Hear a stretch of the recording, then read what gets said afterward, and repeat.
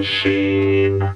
Hi there, it's Claire Lim here, and welcome to Hot Pod Time Machine. This is the podcast where we explore a decision from our past that changed the trajectory of our future. And I'm very excited to welcome the lovely is David Ajala. Hello. How are you? Claire. Good to see you. It's good to see you too. And we were just talking about before we started, we hit record, that we met last May at MCM Comic Con, and it's wild at Comic Cons. How many of those do you do in the year? I'm completely new to the comic conventions.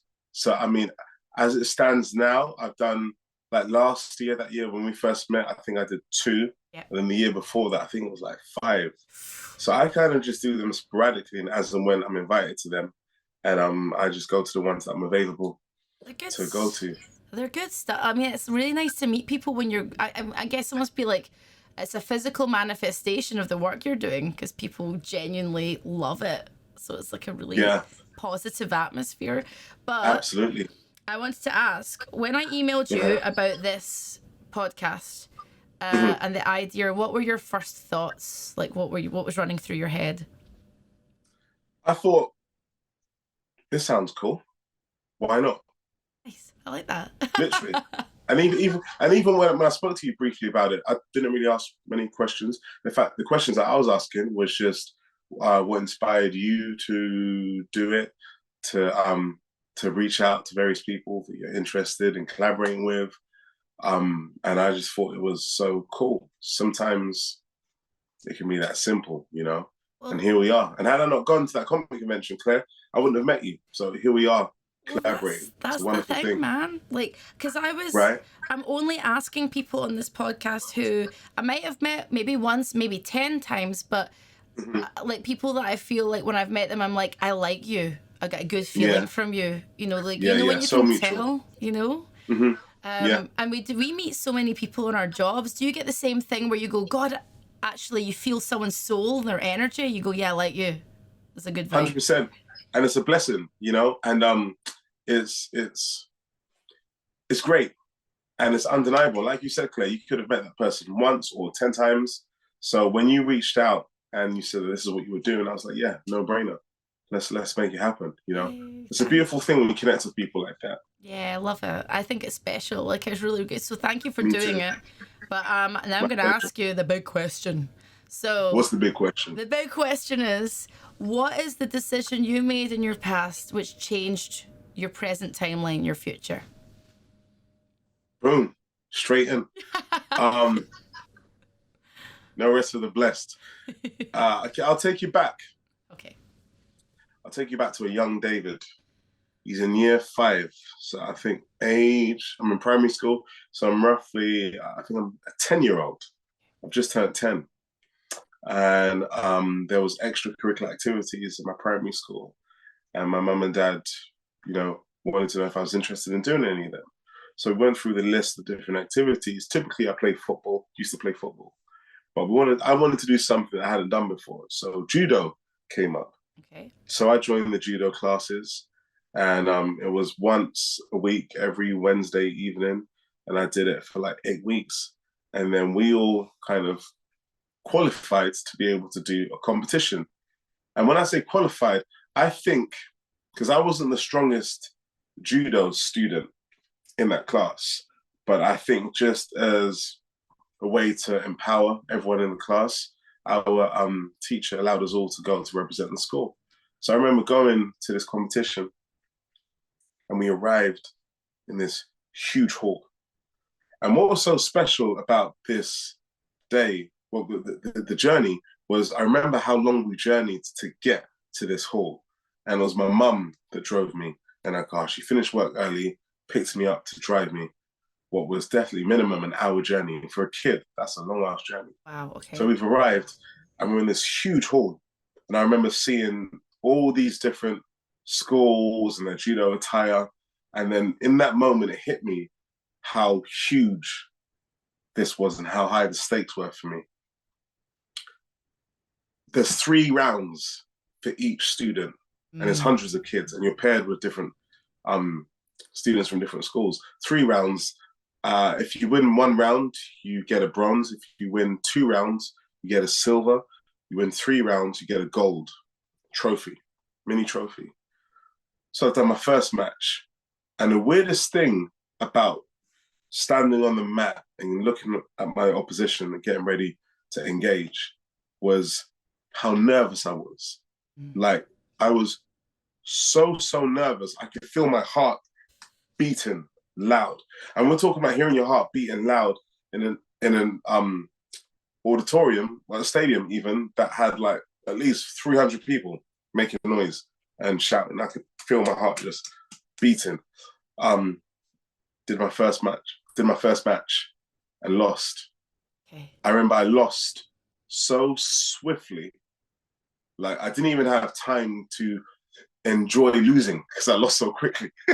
Like, oh no. This guy overpowered me, threw me on the floor, it was done. And then I remember just the shock of that, of just losing and thinking, man, that was so quick. And I've done all this training and I've lost. And I could hear my mum saying, come on, David, come on, David. And I've lost.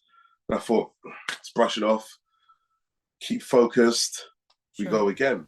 And I remember having my second match. I look at the opposition. The opposition engages me. I engage him, and then we go into this battle. But this time round, it means a lot more to me. I need to win. And I can hear my mum saying, come on, David, come on, David, come on, David, screaming at the top of her lungs.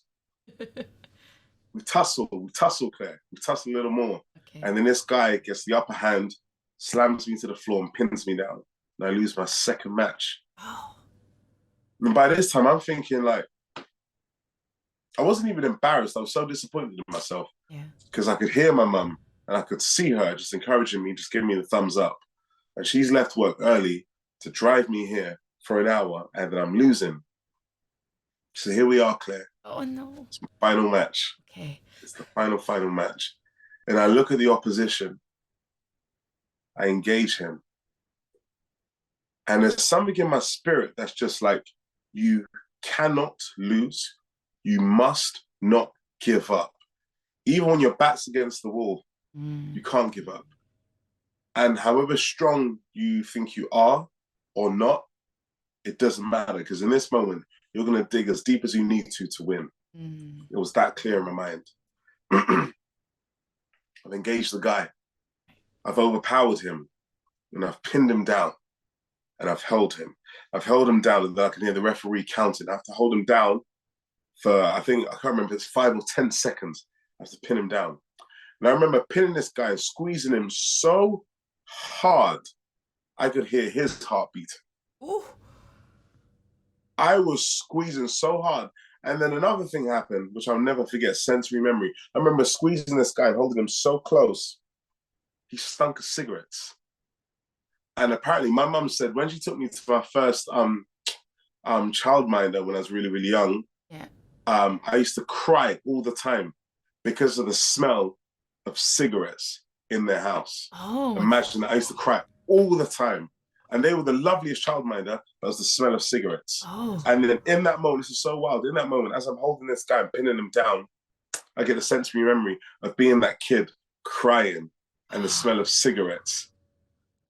And it just so happened, I used that very thing to just anchor and squeeze even tighter to make sure I didn't lose. Whoa. And then I won. And then I remember being in the car, Claire, driving home with my mum. My mum was just so happy. So happy. She said to me, even if you didn't win any matches, I still would have been proud of you. Oh. And then I had this little bronze trophy. And then I remember being in the back of the car, just knackered with adrenaline, with fear, anxiety. I was so tired, but I had this trophy in my hand. And this trophy represented to me,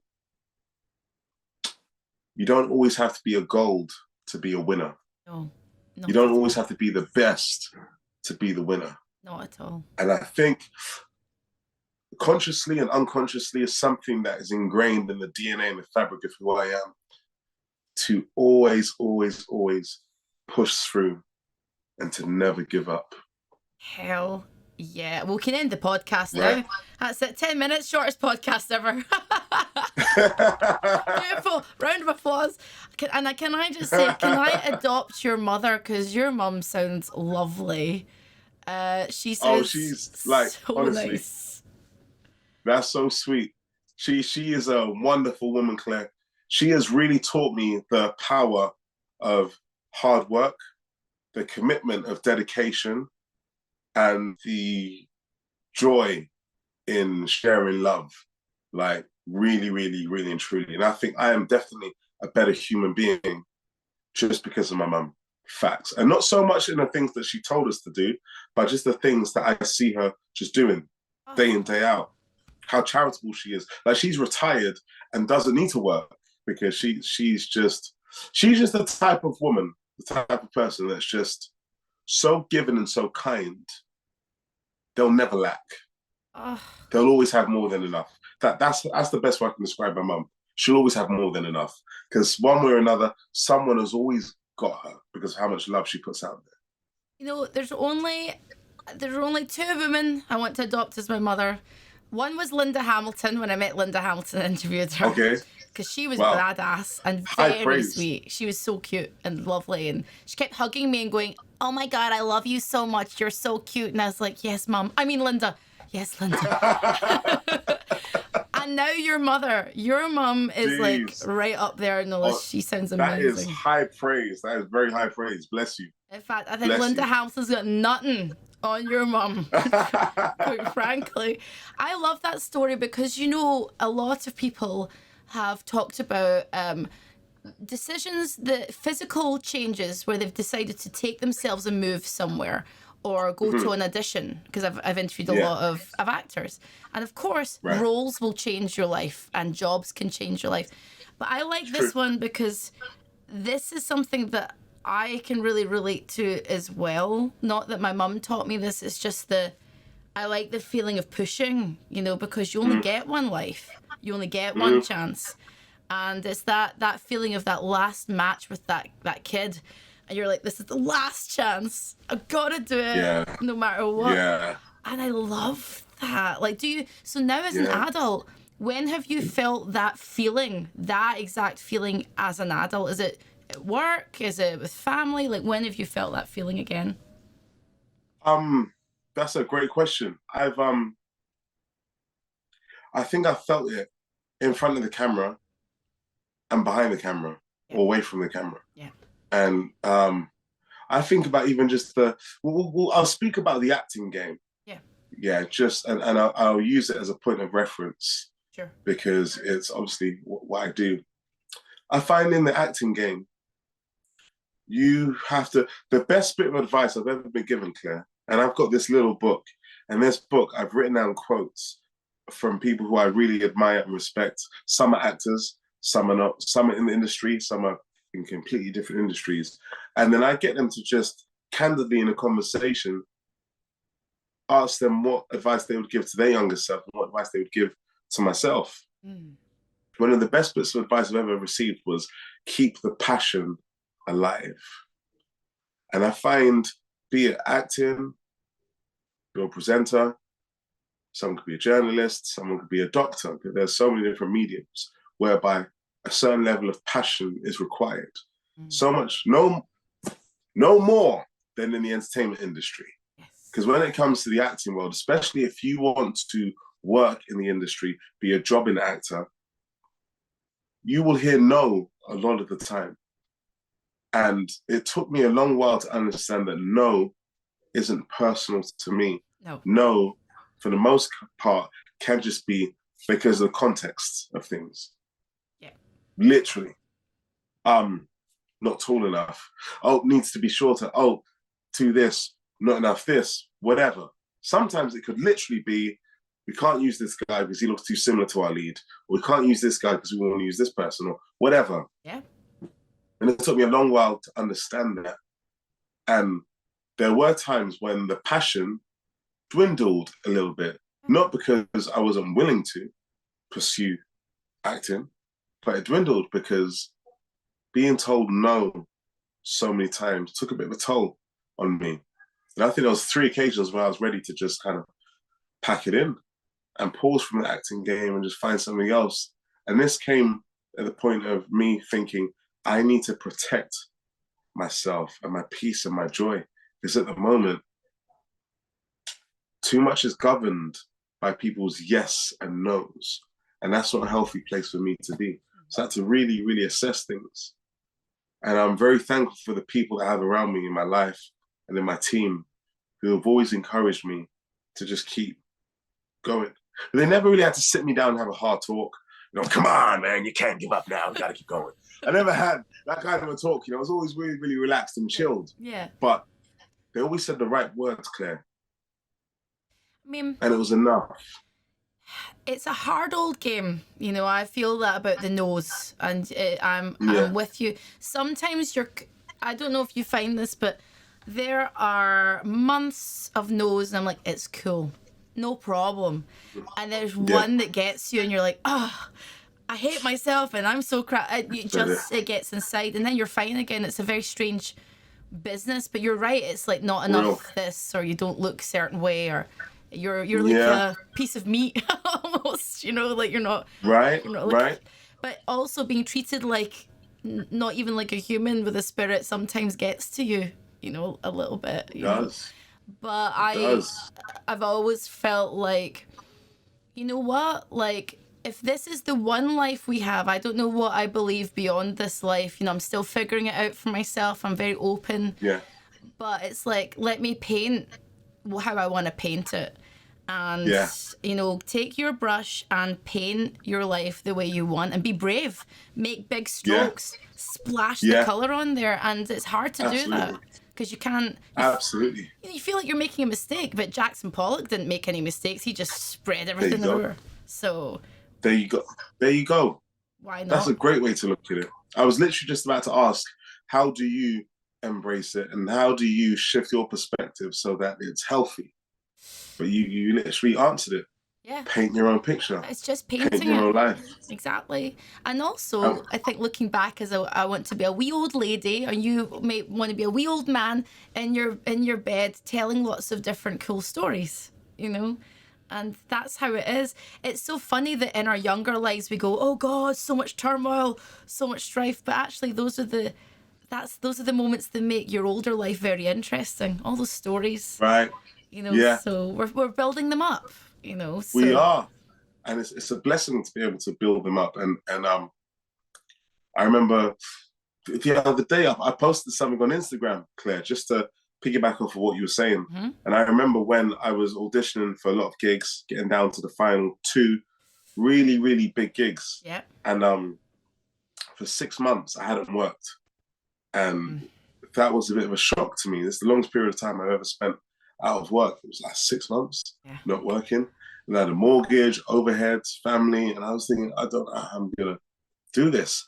And I thought, what could I do? I don't forget, this was like 2011. I thought, what gig can I do that allows me a bit of financial flexibility, a bit of an income, but still allows me to be flexible enough to audition whenever I need to, and to film or rehearse, whatever. And I thought, I know exactly what I'm going to do. I'm going to wash windows. I thought, when I wash windows, it's my own time. I'll make sure I have a decent amount of clientele. Each house I'll wash. I'll do an introductory offer of £7 to wash the front and back windows. And I thought to myself, if I do 10 windows a day, that's 70 quid a day. £350 a week. £1,400 a month. There you go. I can work with that. I was willing to do it. And just before I was about to buy my equipment, I completely, Claire, surrendered to the idea I was going to wash windows, and it is what it is. Sure. And I was just wearing my hat low to, you know, avoid any kind of embarrassing interactions with people going, hey, there's that guy from da-da-da-da-da. What's he doing? Sure. Washing windows or whatever. Or what's that guy from da-da-da doing working in this store or that store? Yeah. But with the window cleaning, I'm flexible, be in my own uniform, wear a hat low. A few days before I was going to buy my equipment from B&Q, I got this, a blessing from God, I got this commercial, a Gillette commercial. Oh, yeah. Which paid me a decent amount of cash and enough money to kind of tie me over. Absolutely, Claire. But the point I'm making here is I was ready and surrendered to the idea of, I'm going to be washing some windows. And you know what? I was about to...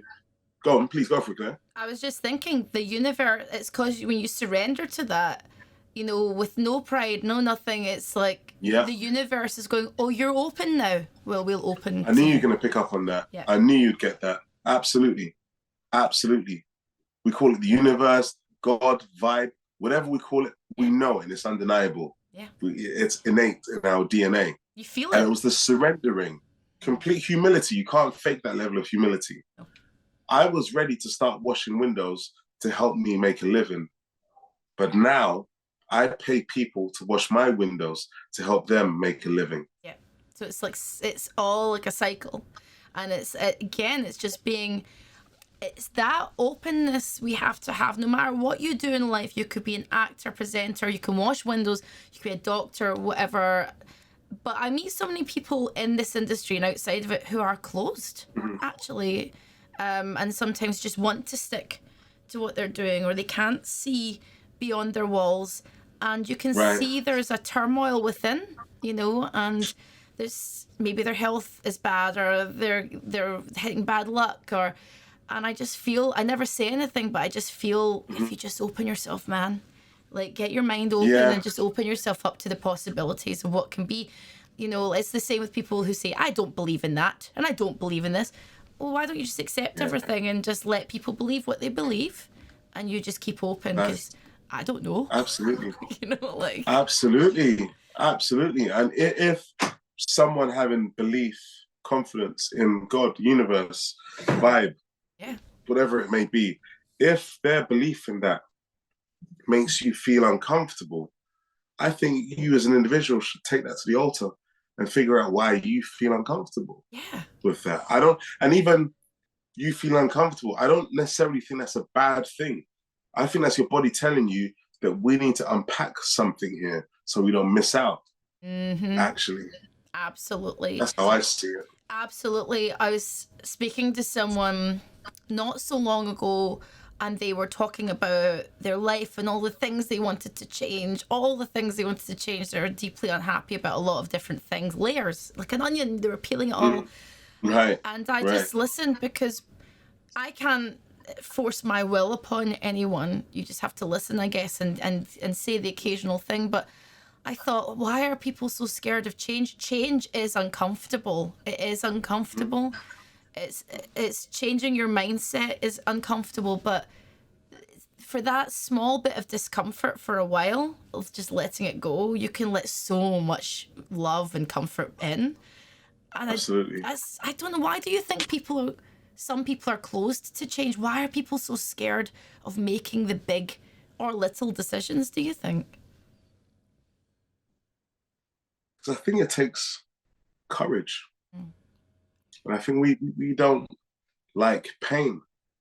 I think our brains are wired to, I think, facts, our brains are wired to protect us from pain. Yeah. What stems from pain also is discomfort. Discomfort comes with change sometimes. So our brain will do whatever it needs to protect us from any kind of pain. But I do believe that the best things are on the other side of fear. Change isn't even something that we try and do. I think change is a part of life. I think it's a part of evolution. It's a part of our growth. Yep. There are some things we can change. There are some things we can't change. But I think it's a very healthy habit to practice, even if you're only practicing incrementally. That can be enough sometimes. Absolutely.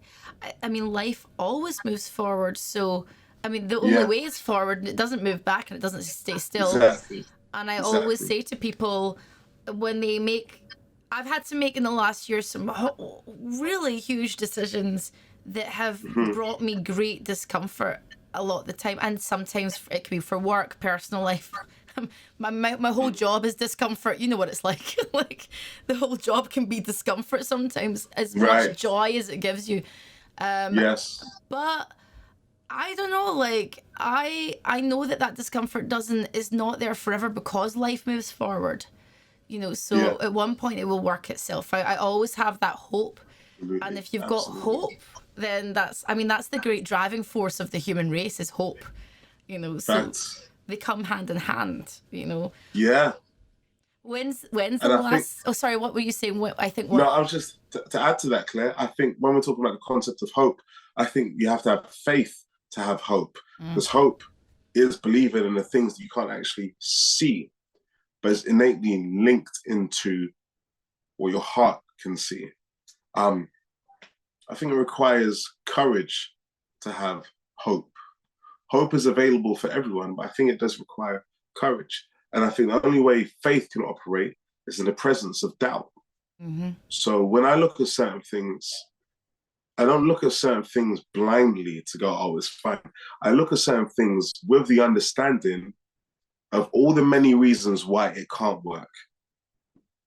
But I put my energy and anchor onto the reasons why it can work, and how I will feel that much more better, fulfilled, and joyful when it does work. Hell yeah. That's faith.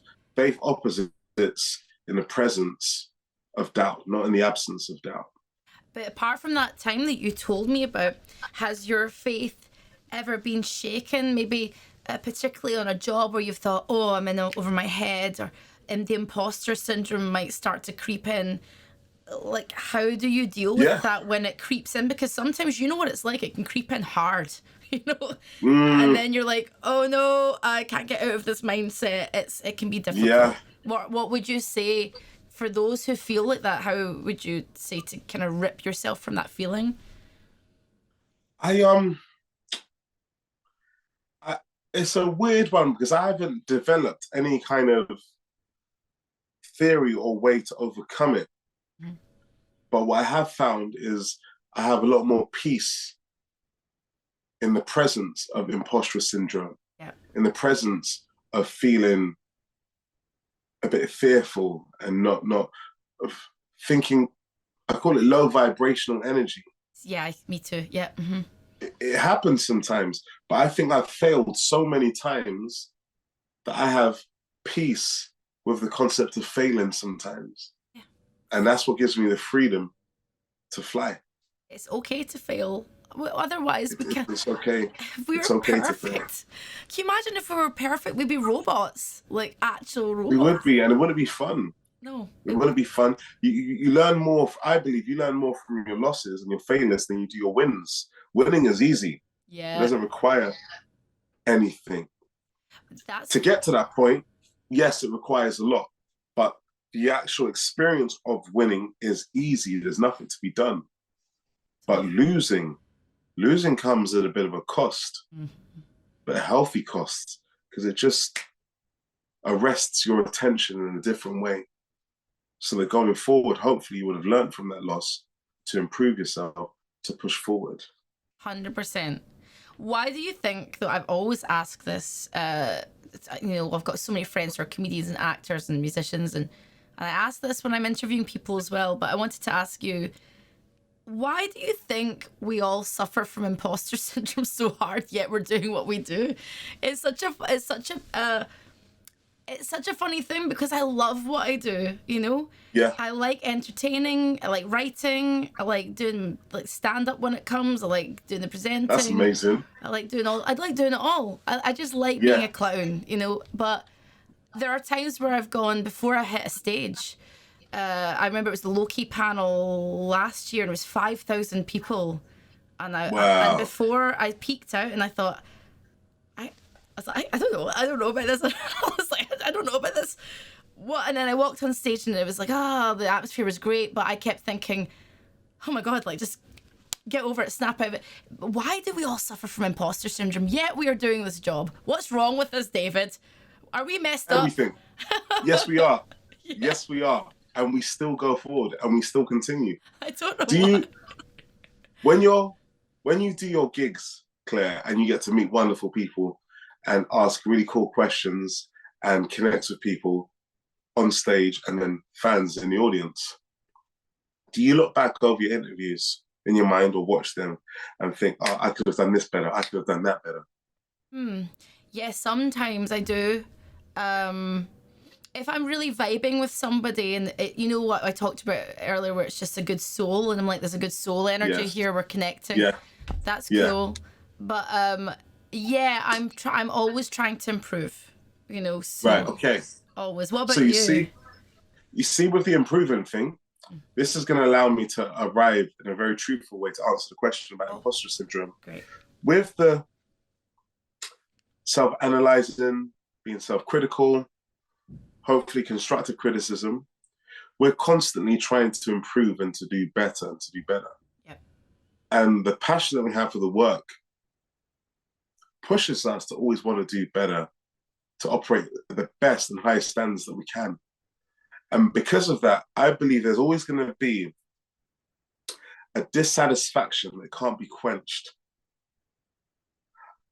a level of perfection which is unattainable. And we continue to aspire to it, aspire to it, aspire to it. Yeah. Yet we don't hit the mark. And because we don't hit the mark, we feel that we fall short and we're not good enough. Because we can see the very level of which we want to operate at, but we can't get there. But I do believe it's that pursuit for excellence and that dissatisfaction that keeps us going and pushing forward. God, we're so messed up, David. We're messed up. We are. And even with the awareness of that, we still keep going. I thought it's so, okay, but so it is that pursuit of getting better, the perfection, but for you, what does perfection or close to or feeling contentedness look like for you as an actor for your work? What does that look like in your head, like an ideal? For me, yeah, it's two things. Sure, okay. I have a take on a character, which may not be on the paper, may not be on the page, but innately I'm like, I know this is exactly how this character could be. And I bring it to the table. And the director's like, either that is absolutely it, or I completely didn't see it that way, but yes, please. Oh. When that happens, when that synergy happens, it feels like something very organic from the depths and fabric of who I am authentically is enough to capture someone's imagination, capture someone's attention to go, we didn't see it like that, but this absolutely works. For me, that's when I feel like I'm really in the pocket of beautiful creation. Yes. Absolutely. Because it's not like they go, I present something to the table and they're like, oh, okay, let's just try it. It's completely didn't see it like that, but absolutely, let's go with that.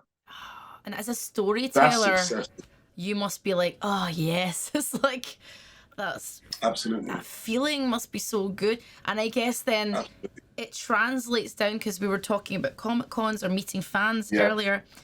I guess then it translates down, because when you do meet people that have absolutely connected to what you've done, what is that feeling like? Because for me, it's different. I get that sometimes, but not as much, because I'm never really playing a role, if you know what I mean. But, yeah, I hear you. But sometimes, I'll have had lovely conversations with kids and stuff. But for you, what does that feel like when you look into someone's eyes and they're going, "Oh, that was just so great"? I don't think I'll ever get used to it, Claire. I think it's deeply, profoundly humbling. So I remember completing season 4 of Star Trek Discovery, and we shot it during the pandemic. And it was hard on so many levels, like really, really challenging.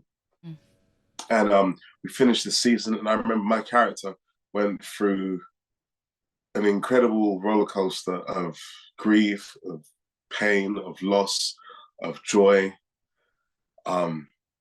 loss, joy, loss, grief, more joy. It was a lot. And we got to the end of the season, I felt completely drained. But I felt like I did what I needed to do. Cut to, I got to my first comic convention after that season was aired on TV. We're in Chicago for a Star Trek convention. And this is the first time meeting the fans after they've watched the season. And I've career-wise, after any kind of body of work I've done, I don't think I've ever been so profoundly humbled before by the response of people who were dealing with grief, overcoming grief, or coming out of grief. I wasn't ready to have people hold my hands and cry. I'm not even talking about little tears. I'm talking bawling their eyes out. Wow. And having to embrace that. When I'm able to, I look at some of the messages I've received from people, how the character and the character's journey has touched them. I think one of the most touching messages I received is someone saying, watching your character and how your character was able to be so present in their grief and allow it to wash over them, knowing that there was nothing they could do, but allowing themselves to feel everything. They said it was healing for them. Wow. And I've never vocalized that, because I remember reading it and thinking, what do I say? Yeah. I'm an actor, I'm not playing it down. And I have to recreate and trust in this magic and tell this story as best I can. You're dealing with this. Yeah. You're dealing with this. And you're telling me that by watching my characters and seeing how this character's able to deal with their grief, it's allowed you to channel and deal with your grief. It's incredible what storytelling can do. And that comic convention is one that I'll never, ever, ever forget. It was deeply, deeply touching.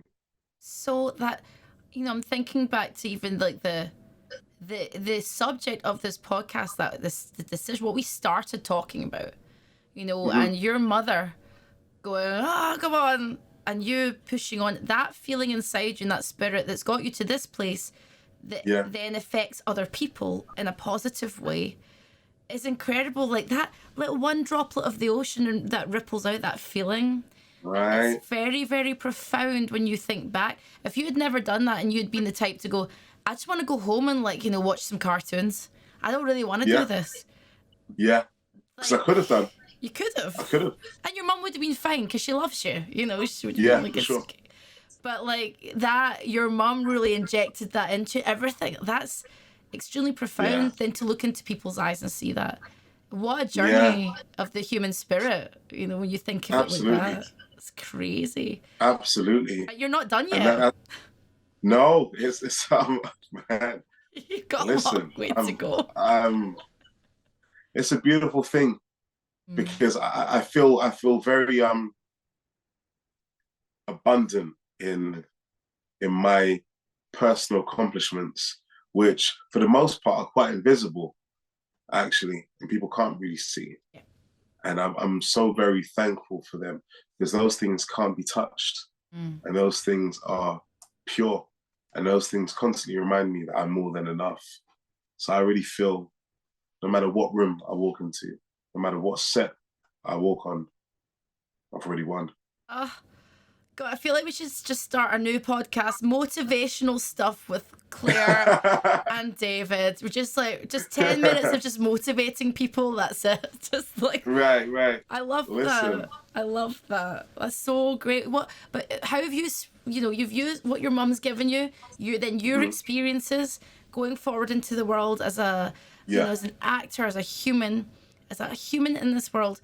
How have you injected that into your friends and loved ones and your family? Like, I mean, what do you give them advice? Is it just in the way that you act around them and the example that you give? Yeah, I feel like I'm someone who's benefited from having a mother who has prayed for me for years. My dad too, both of them. But there's something about the way my mum has just been there for me. And some people pray, some people don't.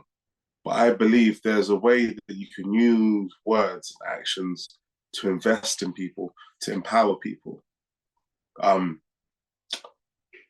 Someone said the other day, Claire, they said, a society is full of wealth and abundance when old men plant trees for which they will never sit under the shades of those trees. Oh, I like that. And that really, really touched me, you know?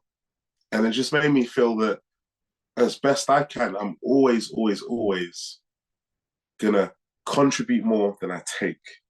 Be it relationships, the world, the citizen on earth, whatever it may be, I will always do my utmost to give more than I take. Love that. I love that. I mean, you're planting a whole. You've got a garden. I mean, you've got like a field, mate. He's got he's got a forest. He's got a jungle. There's just like trees everywhere. Acres. Oh, it's wild. It's wild. You have to jump on one of them mini jeeps to just find your way through. Just you to know, ride through. through. It's a lot of mileage. I love It's that like because you do kind of feel like as a human. Well, I don't know if everyone feels this way, but I like the feeling of, even if it's just listening in the day to a friend, or, you know, if one of my friends said to me recently she wants to get into acting, and I know so many actors, so I was like, I immediately thought, okay, I'm going to ask them about courses and things like that, you know, to try and give her something, and, you know, just small bits of help you can give, you know, lending an ear, you know, it's just thinking about someone else once or twice in the week. You know, checking in on people. I just think it's really important, especially now that we live in, yes, we can connect on Zoom and Instagram or whatever, but it's not the same as truly asking someone, are you okay? Like, you know what I mean? Like, I do think people should be doing more of that, especially after what's happened in the last couple of years. Absolutely. Absolutely. I think it's important. I think it's a beautiful thing for your friends and family to feel a bit better in your company. Not because of who you are, but because of the love that you pour into them. And that can be done in words of affirmation, tiny acts of kindness. It can be anything, you know, it really can be. Like you said, it's a small thing sometimes. Absolutely. It really is the small things. And I just feel that it makes the world a better place. It just does. David, what's your mum's name, by the way? Like, I need to adopt her. Like, what's your mum's name? Elizabeth. Right. So an English name, because flew over from Nigeria. Mum and dad flew over from Nigeria. I think it was in the 70s. Right. And then they wanted to choose. They've got their Nigerian names. So my mum's Nigerian name is Monilade. Monilade. What a lovely name. Yes, there you go. And then my dad's name is Olukunle. Olukunle. Yeah, well done. There you go. Oh my god. But their English names is Elizabeth and John. Elizabeth and John. I love that. Okay, well, hi Elizabeth. My name is Claire. I would be a really great adopted daughter. I am quite good at cooking, I think. Good. That helps. Happy to bring. I could bake you a cake. Happy to come round for tea. And you got good banter as well, Claire. My mum loves good banter. We could top bants, Elizabeth. Top bants. Please adopt me, Elizabeth. Forget David. You've had him for too long. Just like you've had out with the old, in with the new, Elizabeth. In with the new. Here. She'll probably give you a Nigerian name. My mum should probably give you a Nigerian name. Yeah. Oh, do you have a Nigerian name? I do. My Nigerian name is Damilola. Damilola. Is that it? Damilola. Damilola. Excellent. Oh, because when I was born, my dad's Chinese and my mum's Scottish.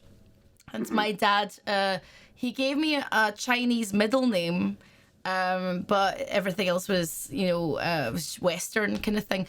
But I still get, when people say, "What's your middle name?" and I have to say it, and it becomes a whole thing. My name is Claire, then Claire Lim, Pek, then Kim, and it means white gold. And it sounds amazing, but it's what they burn at funerals. So my gran was like, "She'll be bad luck." Bad luck. Chinese people are very superstitious. Absolutely. Is that Mandarin? If that speak Mandarin? Yeah. So Pek Kim, but a lot of people in the UK go, "What Pek Kim?" Like, no, it's Pek Kim. Pick him. Claire Lim. Claire Lim. Pick him Lim. Right. But I tend not to. I mean, I think I was less proud of it when I was younger because I got so bullied for it, you know. But now it doesn't matter so much, kind of thing. But growing up in 80s and 90s Scotland, when you're the only one that looks the way you are. Jeez. And it's a weird thing when you're cast out into the world as a child because you don't think you look any different. Yeah. You're like, oh, I'm just a kid. And then all of a sudden literally. You're like, you're different. Do you know what I mean? You know what I mean? Like. And even with that, Claire, you know, the thing with looking different or being different, I don't even think that's an issue. So I think it's a beautiful thing that we look different. Yeah. I think it makes the world a lot more interesting place to be on. Yeah. I think it makes the world a more interesting planet to be on, the fact that we're all different. But the trouble is, and the issue is the negative connotations which are put onto our differences, whatever they may be. That's what causes the issue. So dumb. Kids, for a long period of time, are aware of the differences, but not aware of the differences. Yeah. Until society, you know, and it happens, it is what it is. I don't expect children to be completely protected from the understanding of how things can be in society. But I think out of the mouth of babes, we learn so much. 100%. It's a strange thing, you know, as you get older. As I've got older, I celebrate change so much. I love change and difference, and I love people from all over the place, and I love learning about lots of different things. But goodness me, like the offense people take to just anything out with their own brains, and it's like, how do you think the human race survived this far? It wasn't by being the same. Like, do you know what I mean? Absolutely. Facts. Exactly. It's not, look, there's a reason why I don't have, like, you know, 3 nipples and like 5 arms right now, right? It's like, because we're out and we mixed and mingled. So, like, absolutely. It's good to be different. Oh, God. Absolutely. It's changing, but slow. It's slow. It is. And I think fear sometimes is what forces people to not be open, because I think being open is very, very healthy and it's progressive. Things are shifting and changing, and I tell you what, it's a very exciting time to see healthy shifts, which, like you said, a drop in the ocean have the right positive ripples. So amen to that, and long may it continue. Damn right. I mean, David, it's been lovely chatting to you. I really want to hear your motivational podcast. You need to launch one now. Like, just little 10-minute drops. Like, maybe one day. One day, I'm telling you. Or just like a podcast with like Elizabeth and David. I would listen to that. Big fan. Yeah. Big fan. Us telling our stories. Why not? Maybe that could be an idea, actually. I would love I'll that. consider it. I'd be your biggest fan. I'd be like your top follower, like all over. Oh, please follow me on Instagram, Elizabeth. Please follow me. So at least we'll have one follower. We'll have one listener. It's me.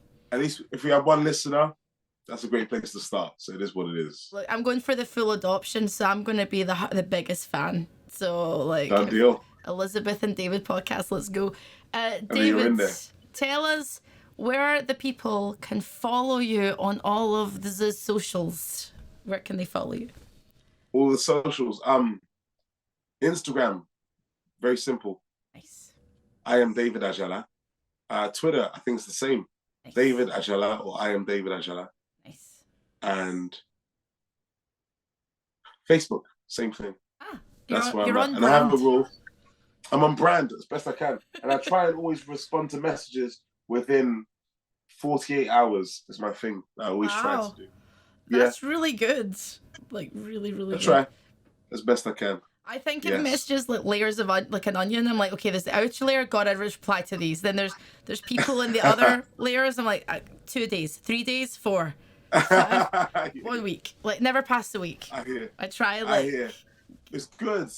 It's good.